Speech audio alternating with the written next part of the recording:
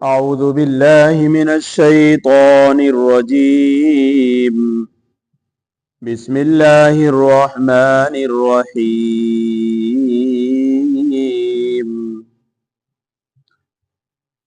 أإذا متنا وكنا ترابا وعظاما أإنا لمبعوثون أوآباؤنا الأولون قل نعم وأنتم داخرون فإنما هي زجرة واحدة فإذا هم ينظرون وقالوا يا ويلنا هذا يوم الدين هذا يوم الفصل الذي كنتم به تكذبون صدق الله ومولانا العلي العظيم وصدق رسوله النبي الكريم ونحن على ذلك لمن الشاهدين والشاكرين والحمد لله رب العالمين رب اشرح لي صدري ويسر لي امري واحلل عقدة من لساني يفقهوا قولي بسم اللہ الرحمن الرحیم شروع اللہ کے نام سے جو بڑا مہربان نہایت ہی رحم والا ہے۔ کیا جب ہم مر گئے اور ہو گئے مٹی اور ہڈیاں تو کیا ہم کو پھر اٹھائیں گے؟ کیا اور ہمارے اگلے باپ داداؤں کو بھی؟ تو کہہ دیجئے کہ ہاں اور تم ذلیل ہوں گے۔ سو وہ اٹھانا تو یہی ہے، وہ ایک للکار ہوگی۔ پھر اسی وقت یہ یکایک دیکھنے بھالنے لگیں گے اور کہیں گے اے ہماری کمبختی، ہماری بدبختی، یہ خرابی ہماری کہ آ گیا دن بدلے کا، یہ ہے دن فیصلے کا جس کو تم لوگ ہنسی کر کے مذاق اڑا کر جھٹلا دیا کرتے تھے۔ کلام پاک کی الحمدللہ اللہ کے فضل اور کرم سے سورہ صافات چل رہی ہے، جو 22ویں پارے میں، جو 23ویں پارے میں ہے۔ سورہ صافات کی آیت نمبر 16 سے لے کر آیت نمبر 21 تک آپ حضرات کے سامنے تلاوت ہے۔ ان آیتوں سے پہلے کلام پاک کا یہ پیغام آپ تک پہنچا تھا کہ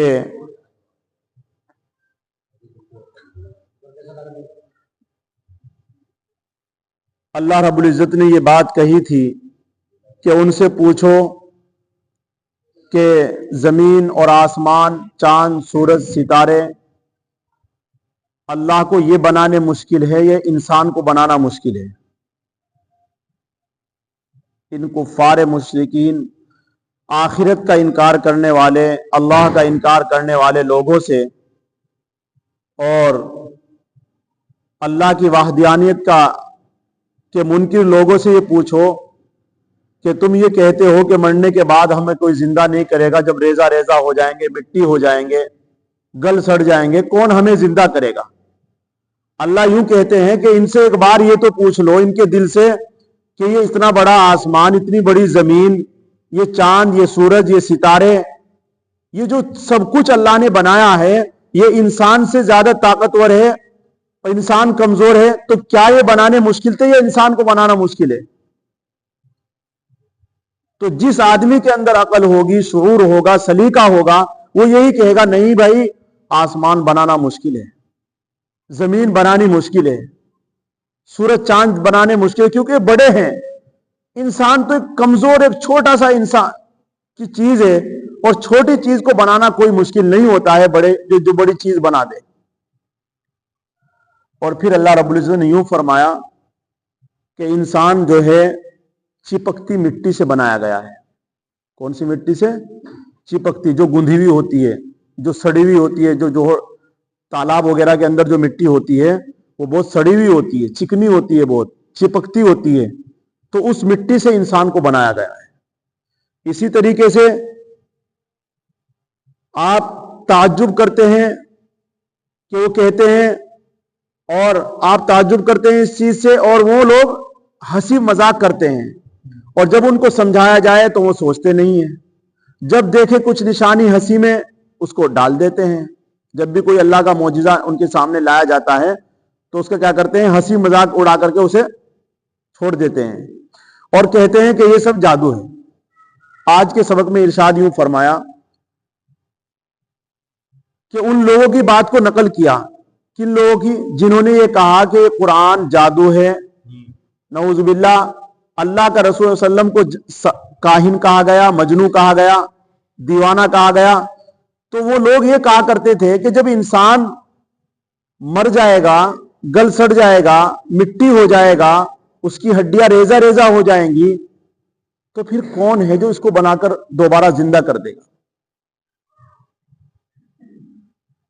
आज भी जितने भी मजहब इस्लाम के अलावा मज़ाहिब हैं, उन सब मज़ाहिब का अकीदा यही है कि इंसान मरने के बाद, रेजा रेजा और मिट्टी हो जाने के बाद, फिर इसे कोई जिंदगी नहीं मिलेगी। मजहब इस्लाम कहता है कि जिंदगी मिलेगी, और वो जिंदगी असल है, ये जिंदगी उसकी नकल है। क्यों? इसलिए कि ये तो इम्तिहान है। कलाम पाक ने उसके अंदर ये कहा है, तो उन्होंने कहा कि जब हमारे बाप दादा हमारे खानदान में से दुनिया से चले गए हैं, दादा लोग, परदादा, अगर उनकी कब्र को खोद कर देखा जाए तो सिवाय मिट्टी के कुछ नजर नहीं आएगा। तो उन्होंने कहा कि क्या उन्हें भी इकट्ठा किया जाएगा, उन्हें भी जिंदा किया जाएगा। इसी तरीके से आज जो सोशल मीडिया पर, यूट्यूब पर आप नजर आ रहा है आपको कि जावेद अख्तर ने का भी जो जहन था वो यही मुल्हिदाना जहन था जिसको कुरान करीम नकल कर रहा है, कि वो भी अल्लाह के कुरान को कुछ नहीं समझता था। इसी तरीके से अल्लाह के रसूल को कुछ नहीं समझता था, और इस दुनिया को, दुनिया के अंदर जो कुछ हो रहा है वो सब ये कहता था कि भाई एक मेजोरिटी और एक लोग इकट्ठा मिलकर के इसको कर रहे हैं, इसको कोई कर नहीं कर रहा है। यानी अल्लाह का और खुदा का इनकार करता था वो। अल्लाह ने उसे थोड़ा सा क्या इल्म नवाज दिया, इल्म से उसके अंदर तकब्बुर भर गया। थोड़ा सा इल्म उसके अंदर ज्यादा आ गया था, उसके अंदर इतना डूब गया वो अपने इल्म में, इतना तकब्बुर आ गया, इतना पैसा आ गया कि अल्लाह का ही इनकार कर दिया। अल्लाह रब्बुल इज्जत ने कुर्बान जाए उस माई के लाल हजरत मुफ्ती शमाइल साहब दामत बरकातुहुम, कि उन्होंने ऐसा मुंह तोड़ जवाब दिया है कि वो जावेद अख्तर जो अपने आप को एक मैदान का एक शहसवार मानता था, मेघ पकड़ता हुआ कांप रहा था। आपने देखा होगा जब उस जबान उसकी कांप रही थी। ये ऐसा ही होता है कि जब भी कोई अल्लाह रब्बुल इज्जत की बात को लेकर खड़ा होता है तो सामने वाला जब कोई हक को लेकर खड़ा होता है तो बातिल ऐसे ही लरजता है और कांपता है।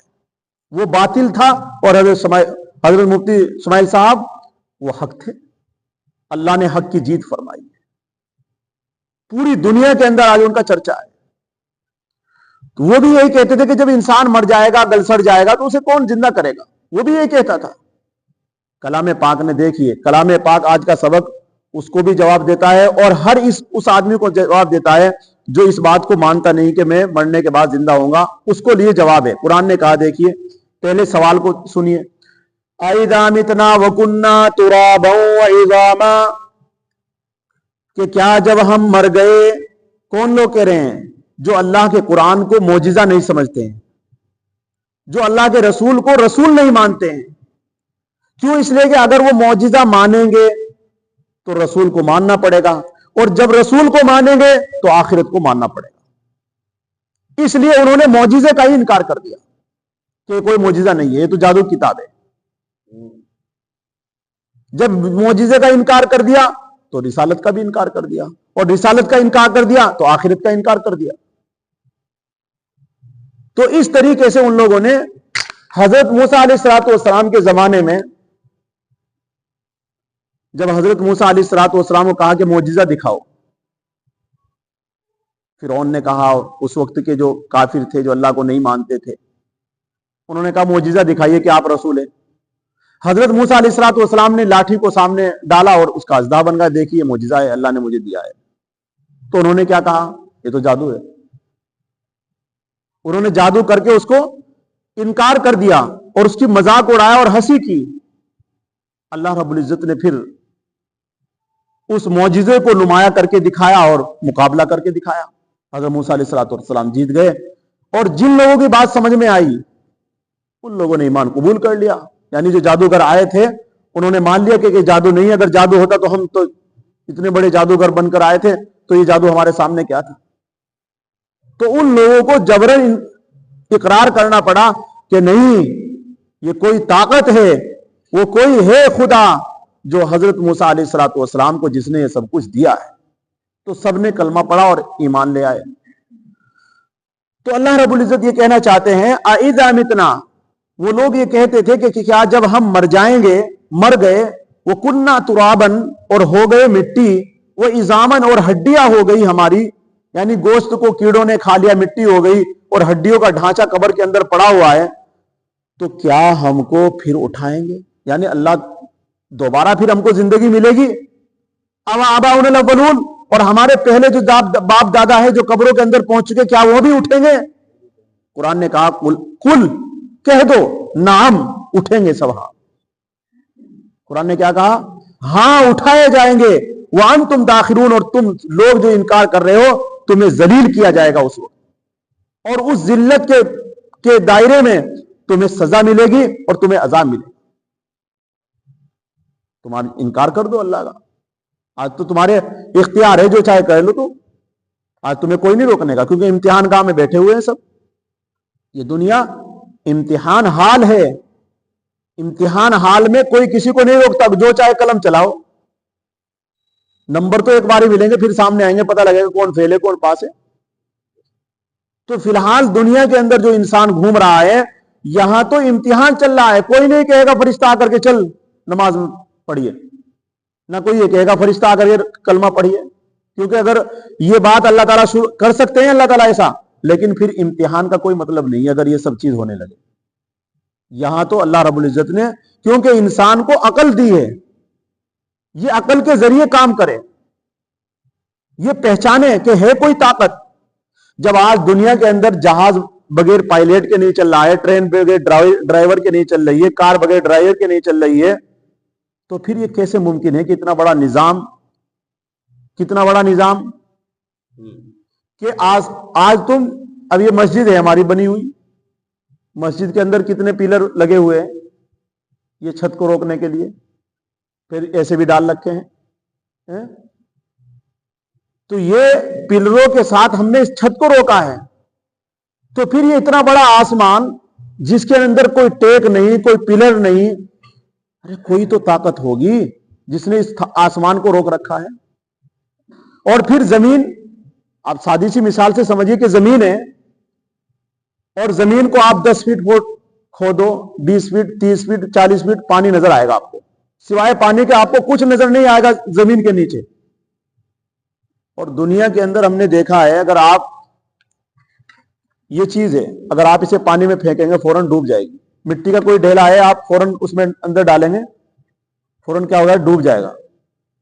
تو اتنی بڑی زمین اور نیچے پانی ہی پانی پانی پانی، آپ امریکہ میں کھودو وہاں پانی، آپ ہندوستان میں کھودو وہاں پانی، پاکستان میں کھودو وہاں پانی، بنگلہ دیش میں کھودو ہر جگہ آپ کو پانی کے سوا کچھ نہیں ملے گا زمین کے نیچے۔ تو جب زمین اور پانی کی خاصیت کہ کوئی بھاری چیز ڈلے تو وہ ڈوب جائے، تو پھر ایسی صورت میں اتنی بڑی زمین پانی کے اوپر ٹک رہی ہے، اسے کوئی تو تھامنے والا ہوگا۔ اسی کو تو اللہ کہتے ہیں اور اسی کو خدا کہتے ہیں۔ یہی تو اللہ ہے کہ جس نے آسمان کو تھام رکھا ہے، زمین کو تھام رکھا ہے، اسی کو اللہ کہتے ہیں۔ تو اللہ رب العزت یوں کہتے ہیں، اور اسی کا کلام ہے کہ کل نام کہہ دو، ہاں ایسا ہوگا کہ تمہیں دوبارہ زندہ کیا جائے گا، وَأَنْتُمْ دَاخِرُونَ، پھر تم ذلیل ہوں گے۔ تم کیونکہ دنیا کے اندر یہ بات کہتے تھے کہ یہ مٹی ہو جائیں گے, ریزہ ریزہ ہو جائیں گے, پھر کون ہمیں زندہ کرے گا؟ اس بات کو لے کر کے تمہیں سزا ملے گی. فَإِنَّمَا هِيَ زَجْرَةٌ وَاحِدَةٌ. آگے کلام پاک اور بڑھ کر یہ بات کہتا ہے. تو ایسی صورت میں معلوم یہ ہوا کہ وہی مرغے کی ایک ٹانگ گائے جاتے ہیں لوگ کہ جی کیسے زندہ کیے جائیں گے. صاحب جب ہمارا بدن خاک میں مل کر مٹی ہو گیا, وہ کہتے ہیں وہ ہڈیاں باقی رہ گئی, اس سے بھی بڑھ کر ہمارے باپ دادا جن کو مرے ہوئے زمانے گزر گئے, شاید ہڈیاں بھی باقی نہ رہی ہوں, پھر ہم کس طرح مان لیں کہ یہ سب پھر اثر نو زندہ کر کے کھڑے کر دیے جائیں گے؟ اللہ نے کہا کہہ دو ہاں ضرور اٹھائے جاؤ گے. اس وقت ذلیل اور رسوا ہو کر اس انکار کی سزا تمہیں بھگتنی پڑے گی. فَإِنَّمَا هِيَ زَجْرَةٌ. اور وہ اٹھائے جانے کا وقت کب آئے گا؟ جب سور پھونکا جائے گا دوسری مرتبہ. پہلی مرتبہ میں سب دنیا کے نظام یہ جو چل رہا ہے سب ٹوٹ جائے گا.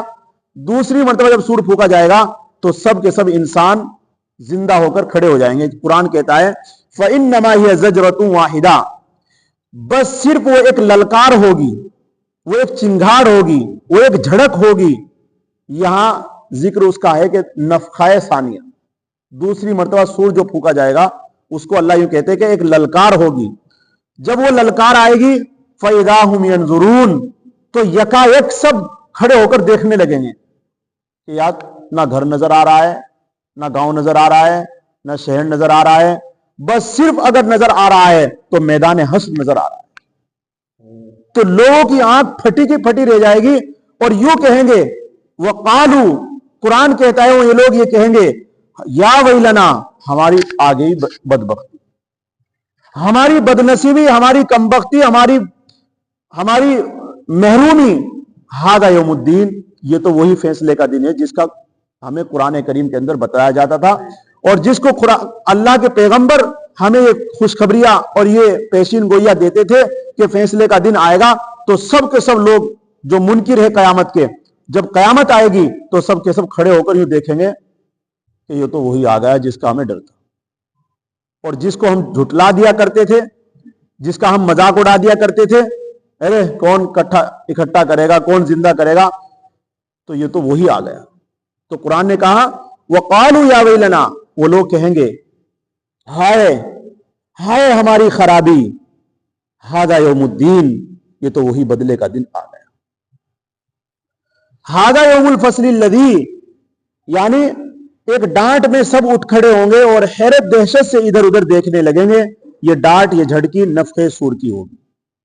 ھذا یوم الدین. یہی فیصلے کا دن ہے. الذی کنتم بہ تکذبون. جس کو تم لوگ جھٹلاتے تھے, جس کو تم لوگ ہنسی اڑاتے تھے, مذاق اڑاتے تھے, جھٹلاتے تھے, یہ وہی فیصلے کا دن ہے. یعنی یہ تو سچ مچ جزا کا دن آ پہنچا. کیا کہیں گے سب لوگ؟ یہ تو سچ مچ ہی ہو گیا جس کی انبیاء خبر دیتے تھے اور ہم ہنسی اڑایا کرتے تھے. تو معلوم یہ ہوا کلام پاک کے اس سبق سے کہ آج شاید ساری دنیا مل کر آخرت کا انکار کر دے, آخرت نہیں ختم ہوگی. چاہے سارے انسان مل کر کے کھڑے ہو کر آواز لگا دے نعوذ باللہ کہ آخرت میں دوبارہ زندہ نہیں کیا جائے گا, کوئی فرق نہیں پڑتا, کوئی اللہ پر فرق نہیں پڑتا. جو لکھ دیا وہ ہو کر رہے, جو کہہ دیا اللہ نے اور جو قرآن کریم نے بیان کر دیا وہ ہو کر رہے گا. چاہے کوئی مانے یا نہ مانے, امتحان چل رہا ہے, ایک دن فیصلے کا دن ضرور آئے گا. برا کرو گے تو سزا بھگتو گے, اور اچھا کرو گے تو اس کا بھلا ملے گا اور جنت کی شکل میں ملے گا. یہاں تو صرف آپ لوگوں کو کلام پاک کی ان آیتوں سے ایک تو ہمیں یہ بات سمجھ میں آئی کہ بھائی آخرت میں ہمیں زندہ ہونا ہے, دوسری زندگی ہمیں ملے گی, اور اس زندگی کو اللہ رب العزت ہمیں اس زندگی کے بارے میں پوچھیں گے. یہ بات ہمیں معلوم ہو گئی. اور اسی طریقے سے ایک بات ہمیں معلوم ہوئی کہ دنیا کے اندر یہاں امتحان ہے. اس امتحان میں آپ اللہ کے حکم پر, نبی کے طریقے پر چلو گے تو پاس ہو جاؤ گے. اللہ اور اس کے رسول کے طریقے سے ہٹ کر زندگی گزارو گے من چاہی تو پھر یاد رکھو کہ فیل ہوں گے, اور فیل کا نتیجہ پھر سزا بھگتو گے. اس لیے اللہ تعالیٰ ہم سب کو کہ ایمان میں, اعمال میں اس سبق سے مضبوطی عطا فرمائے. اللہ رب العزت اپنے حکموں کی پابندی ہم سب کو نصیب فرمائے.